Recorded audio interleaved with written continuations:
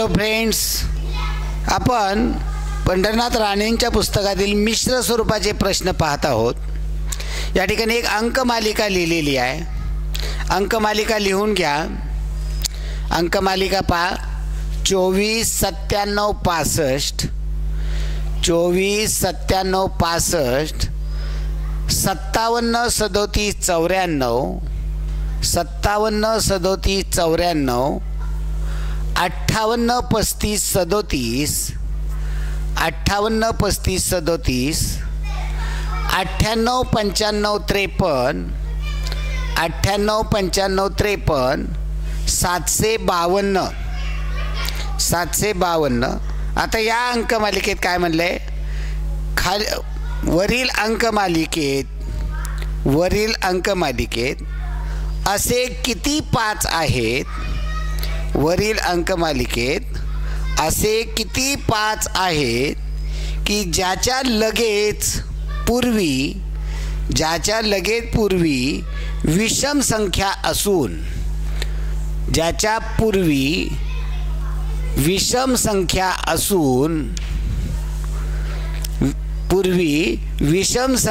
असून लगेच नंतर सम अंक नाही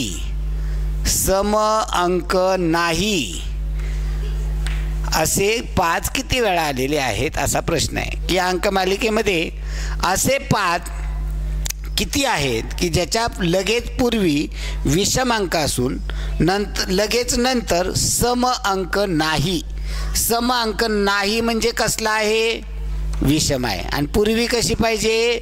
विषम. म्हणजे पूर्वी विषम, नंतरही सम अंक नाही म्हणजे विषम पाहिजे. म्हणजे 5 याच्या पूर्वी विषम पाहिजे आणि नंतर देखील विषम पाहिजे. असे 5 किती वेळा आलेले आहेत पहा. मग आता प्रत्येक 5च्या बरोबर बघावं लागेल. इथे 5, पहिला इथे 5. 5च्या पूर्वी आपल्याला विषम पाहिजे, नंतर सम नाही म्हणजे विषम पाहिजे. आहे का इथे? नाही. इथे आहे पहा.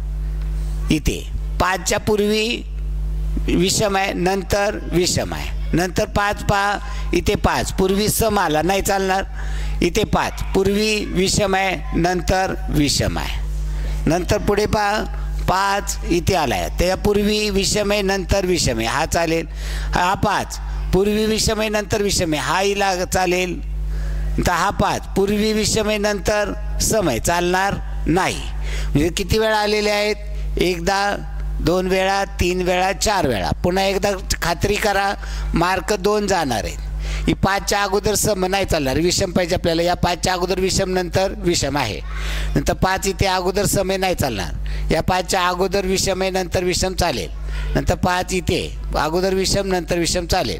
हा 5 याच्या अगोदर विषम आहे, नंतर विषम चालेल. या 5च्या अगोदर विषम आहे, नंतर सम आहे, चालणार नाही. त्यामुळे किती वेळा आलेला आहे? 4 वेळा आलेला आहे. चला पुढील प्रश्न घ्या.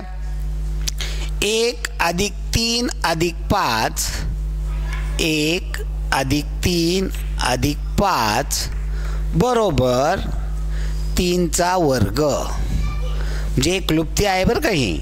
1 + 3 + 5 बरोबर 3चा वर्ग. पुढे घ्या 1 + 3 + 5 + 7 बरोबर 4चा वर्ग. बरोबर 4चा वर्ग. तर वर्गमुळामध्ये 1 + 3 + 5 + 9 ... +99 बरोबर किती? बरोबर किती? प्रश्नचिन्ह. बरोबर किती? आता वरती क्लुप्ती दिलेली आहे आणि या क्लुप्तीवरनं हे गणित सोडवायचं आहे. आता इथे काय होतं पहा, 1 + 3 + 5 3 संख्या आहे, मधली संख्या काय आहे? 3. 3चा वर्ग येते उत्तर. आता इथे 1 2 3 4 संख्या, मधली संख्या नाही सांगता येत. मग मधली संख्या याचा दोघांचा सरासरी काढली तर येते. या पहिली जोडी 7 आणि 8 याची सरासरी काढली 4 येते. 3 आणि 5 याची सरासरी काढली 4 येते, म्हणून 4चा वर्ग. मग आता इथे 1 + 3 + 5 + 9 याची बेरीज किती येईल अगोदर ते सांगा. त्या पद्धतीने 3चा वर्ग 4चा वर्ग या पद्धतीनं किती येईल? 1 ते 99 पर्यंतची बेरीज आणि त्याचं वर्गमूळ काढायचं. अगोदर बेरीज किती. आता इथे हे कशासाठी दिले हे तुम्हाला लक्षात यावं. हे कॅल्क्युलेशन करून सोडवायचं नाही. ही पहिली संख्या अधिक शेवटची संख्या गुणिले एकूण संख्या भागिले 2 करत बसायचं नाही. इथे क्लुप्ती कशासाठी दिली आहे. 3 संख्या असेल तर मधल्या संख्येचा 3, 5, 7, 9 असेल तर मधल्या संख्येचा वर्ग. इथे 4 संख्या आहेत तर इथे मधल्या संख्येचा वर्ग. मग इथे किती संख्या आहेत. 99 संख्या आहे. मग मधली संख्या कोणती येणार आहे. मधली संख्या 50 येणार आहे. मधली संख्या 50 येणार आहे. मग 50चं वर्ग याचं उत्तर येणार आहे. मग आपल्याला 50चं वर्गाचं वर्गमूळ काढायचं आहे. मग याचं 50चा वर्ग करत बसायचं नाही. याचं वर्गमूळ म्हणजे वर्ग म्हणजे काय असतो.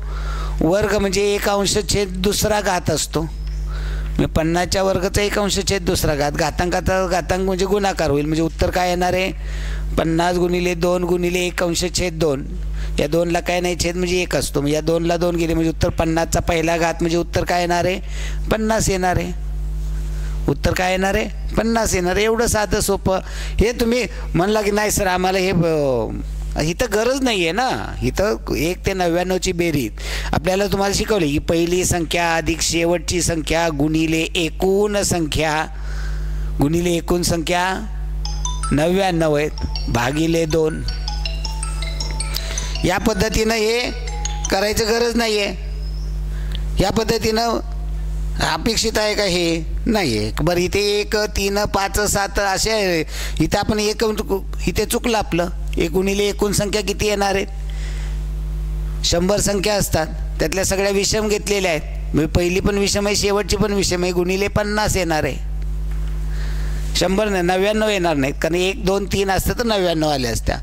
मग इथे 99 अधिक 1 100 गुणिले 50 भागिले 2. या 2ने या 100ला भागलं तर 50. 50 गुणिले 50 म्हणजे 50चा वर्ग 2500. मग 2500चं वर्गमूळ 50 येणार आहे. हे वर्ग करत बसायची गरजच नाही. वर्गमूळ याचंच काढायचं आहे आपल्याला.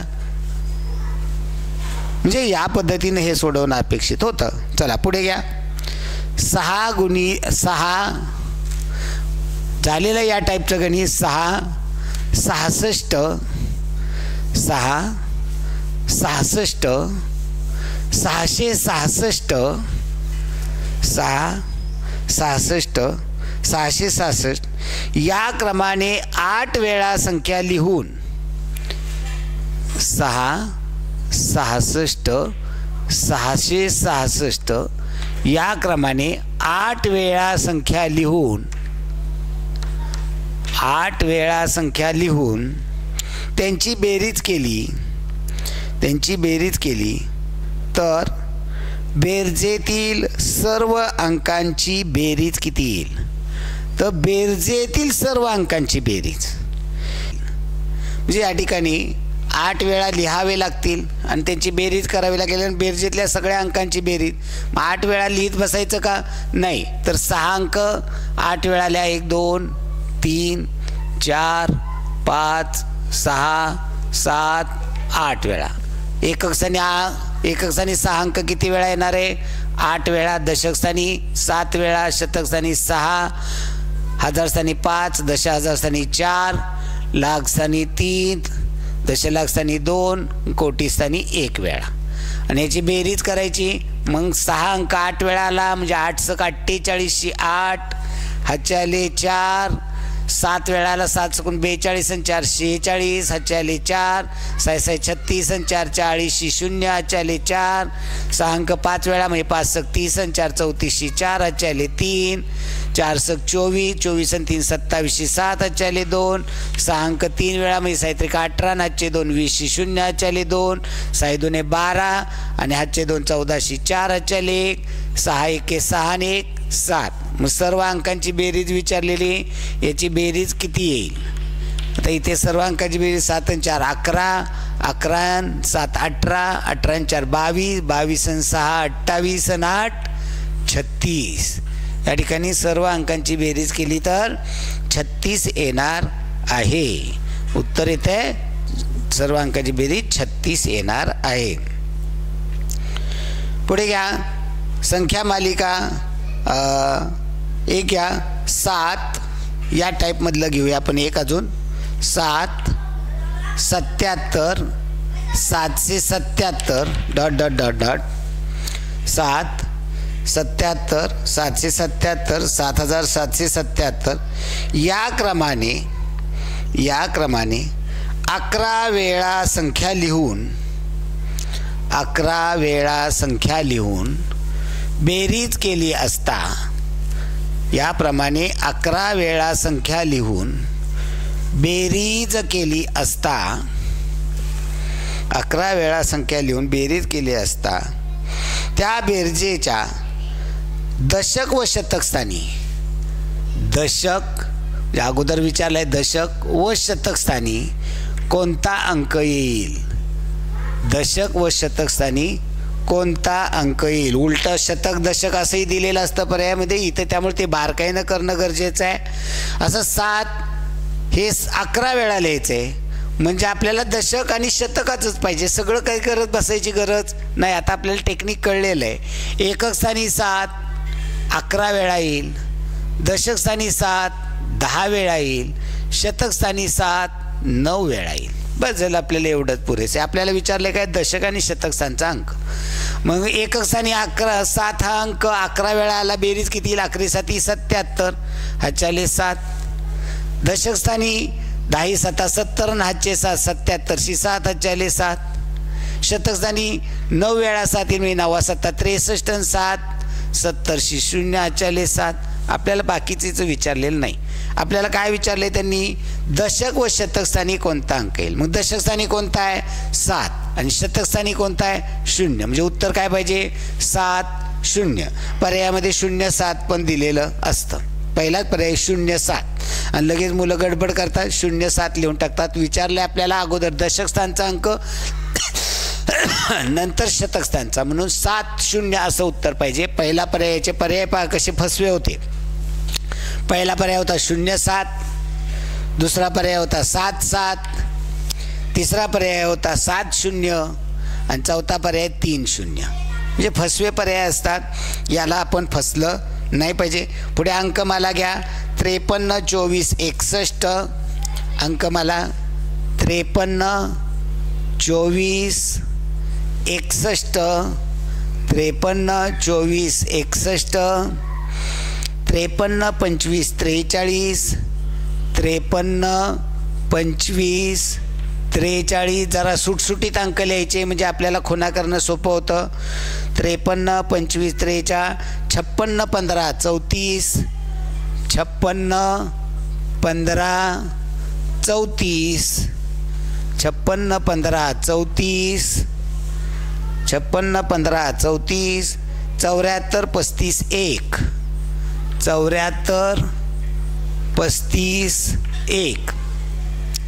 आता या अंकमालेमध्ये प्रश्न काय, या अंकमालेमध्ये 5 पूर्वी लगेच 1, 5 पूर्वी लगेच 1 आणि 5 नंतर लगेच 3, 5 पूर्वी लगेच 1 आणि 5 नंतर लगेच 3 असे किती वेळा आले आहे. म्हणजे 5 पूर्वी लगेच 1 म्हणजे 5च्या पूर्वी 1 आणि 5च्या नंतर लगेच 3 म्हणजे आपल्याला काय शोधायचं आहे 153. 5 पूर्वी लगेच 1 आणि 5च्या नंतर लगेच 3 असे किती वेळा आलेले. मग इथे लगेच पाहायचं 153 आपल्याला शोधायचं आहे. काय सोपं आहे अगदी. 153 5 बघा 153 इथे आहे. 5 बघा 5 153 नाही. 5 बघा 153 नाही. इथे 5 153. पुढे पहा 5 153 नाही. किती वेळा आलेला आहे तर 2 वेळा फक्त आलेलं आहे. 2 म्हणजे इथे काय बघायचं आणि कसं बघायचं हे लक्षात घ्या. आता पुढे प्रश्न पहा. 11 12 13 14 15 16 17 18 19 20 21 सगळ्या संख्या लिहा. 11 ते 21. 11 12 13 14 15 16 17 18 19 20 21 या वरील संख्यामालेत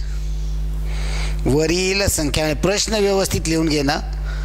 वरील संख्यामालेत 3 ने भाग जाणाऱ्या वरील संख्यामालेत 3 ने भाग जाणाऱ्या मोठ्या संख्येतून 3 ने भाग जाणाऱ्या मोठ्या संख्येतून 3 ने भाग जाणाऱ्या मोठ्या संख्येतून 3 ने भाग जाणारी 3 ने भाग जाणारी लहान विषम संख्या वजा केल्यास 3 ने भाग जाणारी लहान विषम संख्या वजा केल्यास किती शिल्लक राहतील किंवा किती शिल्लक राहील, किती शिल्लक राहील.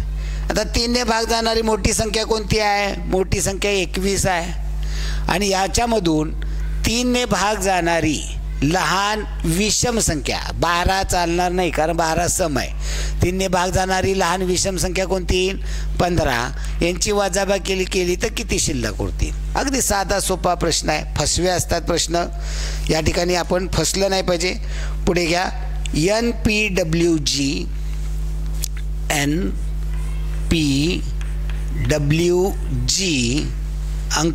अक्षरमाला आहे. NPWG GNPW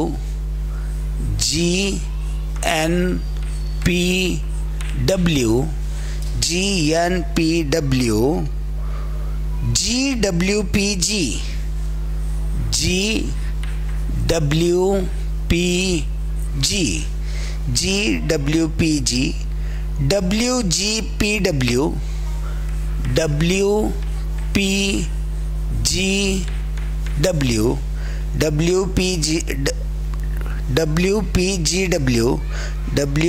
WGPW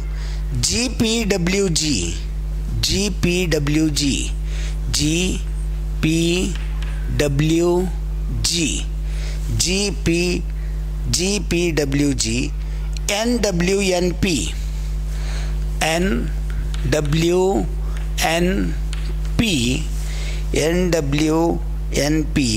WGW अक्षरमाला दिलेली मोठीच्या मोठी. आणि वरील अक्षरमालेत 2 प्रश्न आहेत. वरील अक्षरमालेत पीच्या आधी N, वरील अक्षरमालेत पीच्या आधी N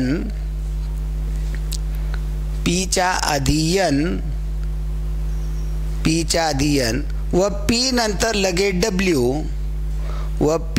लगेच W असे किती वेळा झाले आहे? पीच्या आधी N, म्हणजे पीच्या आधी N ही रचना करून घ्यायची आपण. पीच्या आधी N आणि पीच्या नंतर लगेच W, म्हणजे आपल्याला काय बघायचं आहे? NPW किती वेळा झाले? NPW या ठिकाणी आहे, NPW या ठिकाणी आहे, NPW NPW नाही, NPW इथे किती वेळा आलेलं आहे? 3 वेळा आलेलं आहे. याच अक्षरमालेवर वरील अक्षरमालेत अशी किती अक्षरे आहेत की ज्याच्या उजव्या व डाव्या बाजूस तेच अक्षर आहे? उजव्या व डाव्या बाजूला तेच अक्षर पाहिजे अशी किती अक्षरं आलेली आहेत? उजव्या आणि डाव्या बाजूला तेच अक्षर असणारं की मध्ये कोणतंही अक्षर असेल, की उदाहरणार्थ A असेल आणि त्याच्या अगोदर B नंतर पण B, किंवा A असेल त्याच्या अगोदर C नंतर C, म्हणजे डाव्या आणि उजव्या बाजूला एकच अक्षर आलं पाहिजे असं बघायचं. P दोन्ही बाजूला सारखे अक्षर आहेत का? नाही. W दोन्ही बाजूला सारखे आहेत का? नाही. Gच्या दोन्ही बाजूला सारखे आहेत का? नाही. Gच्या बघितलं दोन्ही बाजूला सारखं आहे का? नाही. प्रत्येक अक्षर बघत जायचं. Gच्या दोन्ही बाजूला सारखं आहे का? नाही. Nच्या दोन्ही बाजूला सारखं आहे का? नाही. Pच्या दोन्ही बाजूला सारखं नाही. Wच्या दोन्ही बाजूला सारखं नाही. Gच्या दोन्ही बाजूला सारखं आलं बघा. Gच्या दोन्ही बाजूला WW आहे. Gच्या Wच्या दोन्ही बाजूला सारखं नाही. Pच्या दोन्ही बाजूला सारखं नाही. Gच्या दोन्ही बाजूला सारखं नाही. Wच्या दोन्ही बाजूला सारखं नाही. Pच्या दोन्ही बाजूला सारखं नाही. Gच्या दोन्ही बाजूला सारखं नाही. Wच्या दोन्ही बाजूला सारखं आहे. Pच्या दोन्ही बाजूला सारखं नाही. Wच्या दोन्ही बाजूला सारखं नाही. Gच्या दोन्ही बाजूला सारखं नाही. Nच्या दोन्ही बाजूला सारखं नाही. Wच्या दोन्ही बाजूला सारखं आहे. एनच्या दोन्ही बाजूला सारखं नाही, पीच्या दोन्ही बाजूला सारखं नाही, डब्ल्यूच्या दोन्ही बाजूला सारखं नाही, जीच्या दोन्ही बाजूला सारखं आहे. किती वेळा आलेलं आहे? 4 वेळा आलेलं आहे. तर या पद्धतीचे अक्षरमालेवरती वेगवेगळ्या पद्धतीचे प्रश्न असतात. ओके, धन्यवाद मित्रांनो, भेटू पुढील भागामध्ये.